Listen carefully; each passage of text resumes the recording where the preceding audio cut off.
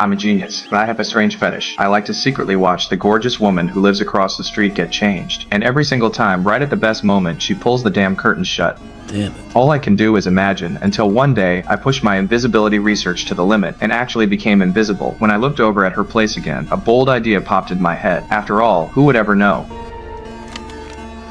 I'm a genius scientist. With military backing, I've been working on technology that can make the human body invisible. We'd already made some progress. A bunch of transparent animals were locked in cages. You could only see them clearly through thermal imaging goggles. The biggest hurdle at that point was figuring out how to return an invisible subject back to normal with zero side effects. But thanks to my insane talent and my unique way of blowing off steam, I finally created a restoration serum. I jumped straight into a test. The subject was a gorilla we'd already turned invisible. After I injected the serum, its blood vessels started to appear. Then bones, organs, muscles. The whole process was intense and thrilling, but with the whole team working together, the gorilla fully recovered. It lived. Technically, my job was done, but I was way too arrogant to hand over the results to the higher-ups. Instead, I wanted to push straight into human testing, and the craziest part, I decided to use myself as the test subject. I said it was for the Nobel Prize, but deep down, I had plenty of dirty motives. Step by step, I walked into the abyss. The next day, I stripped completely naked, lay down on the operating table, and injected the invisibility serum into my own body. The pain was excruciating. My skin started disappearing, then my skeleton, until my entire body just vanished from the table. Just like that, I became the first invisible man in the world. Originally, my invisibility was only supposed to last 3 days. During those 3 days, they kept me locked in the lab under 24-hour surveillance. At first, everyone thought it was cool and exciting, but pretty soon, they started to feel the terror of being trapped in the same space as someone they couldn't see. One night, the assistant on duty nodded off in the monitoring room. I quietly crept up to her, and let's just say my hands started wandering. She jolted awake but saw me lying obediently on the bed. She was sure I was messing with her, but she had no proof. Before long, the others started suffering too. Robin couldn't even go to the bathroom without wearing thermal goggles. My ex, Jenny, became another target of my pranks. I'd get right up to her ear and whisper things to tease her, but she turned me down. She was secretly seeing Joey from the lab. 3 days passed quickly, and according to plan, I was supposed to turn visible again. But after they injected the red serum, not only did I fail to recover, I almost died. The team had to improvise. For safety, they made me a human-shaped skin suit. It was ugly as hell, but at least it gave me a visible form. The female staff could finally relax a little. Stuck in the lab, I got more and more restless. One night, I just couldn't take it anymore. I had to get out and get some air. Mike was on duty, but he couldn't stop me. I went back home and once again looked across the street at my gorgeous neighbor getting undressed. And just like before, right at the critical moment, she closed the curtains. I looked at myself in the mirror and a wicked thought slowly crept into my mind.